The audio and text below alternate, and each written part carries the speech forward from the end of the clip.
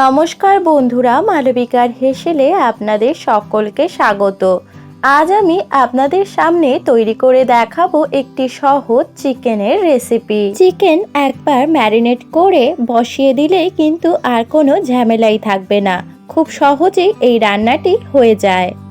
প্রথমে এখানে আমি 1 কিলো চিকেন নিয়ে নিয়েছি। এর মধ্যে দিয়ে দিলাম 1 চা চামচ জিরে গুঁড়ো, 1 চা চামচ ধনে গুঁড়ো, 1 চা চামচ শুকনো লঙ্কার গুঁড়ো, 1 চা চামচ হলুদ গুঁড়ো আর 2 চা চামচ আদা রসুনের বাটা। আর এর মধ্যে দিয়ে দিলাম 4 চা চামচ ফেটিয়ে রাখা টক দই। এবার ভালো করে মশলাগুলোকে মিশিয়ে নিতে হবে। এই রান্নাটার নাম কিন্তু হাতে মাখা চিকেনও, তাই খুব ভালো করে হাত দিয়ে মেখে নেব।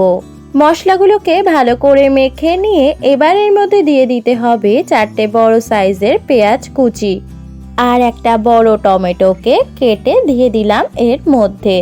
আর দিয়ে দেব এর মধ্যে পরিমাণ মতো নুন।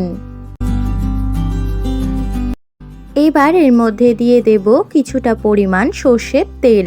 সর্ষের তেলটা দেওয়ার পর এবার ভালো করে মশলাগুলোর সাথে মাংসটাকে পেঁয়াজ আর টমেটো সব কিছু দিয়ে মেখে নিতে হবে।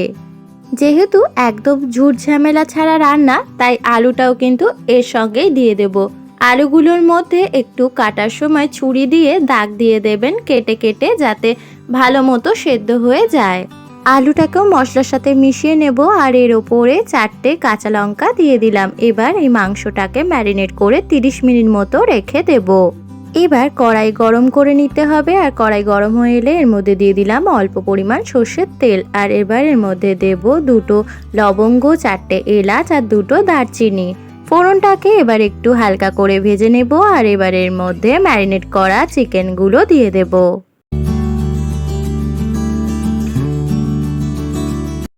এবার 5 মিনিট মতো একটু হাই ফ্লেমে রেখে প্রথমে মাংসটাকে একটু নাড়িয়ে নিয়ে এবার এটাকে ঢেকে দিতে হবে 10 মিনিটের জন্য।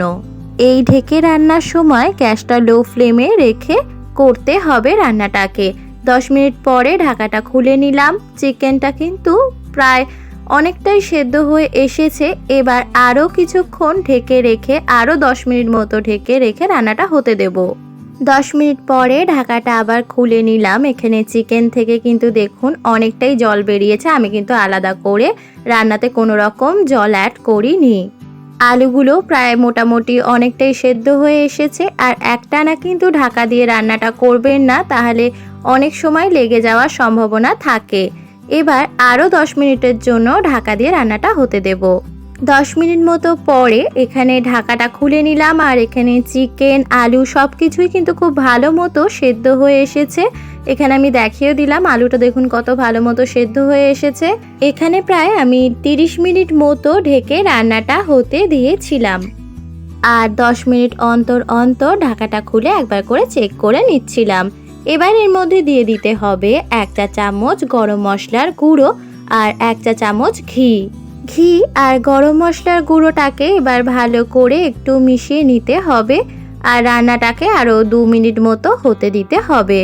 প্রায় 2 মিনিট পরে এবার গ্যাসটা অফ করে দিলেই কিন্তু এই হাতে মাখা চিকেনের রেসিপি একদম তৈরি। রুটি ভাত দুটোর সাথেই কিন্তু এই লাল লাল চিকেনের ঝোল খেতে খুবই ভালো লাগবে। আপনারা বাড়িতে কিন্তু অবশ্যই একবার ট্রাই করে দেখতে পারেন। ভালো লাগলে কমেন্ট করে অবশ্যই জানাবেন। আমার এই রেসিপিটি যদি আপনাদের ভালো লেগে থাকে তাহলে লাইক করবেন, কমেন্ট করে জানাবেন আপনাদের মতামত, সাবস্ক্রাইব করবেন আমার চ্যানেলটাকে। ফিরে আসবো পরের দিন নতুন কোনো রেসিপি নিয়ে। ততদিন ভালো থাকবেন। Thanks for watching.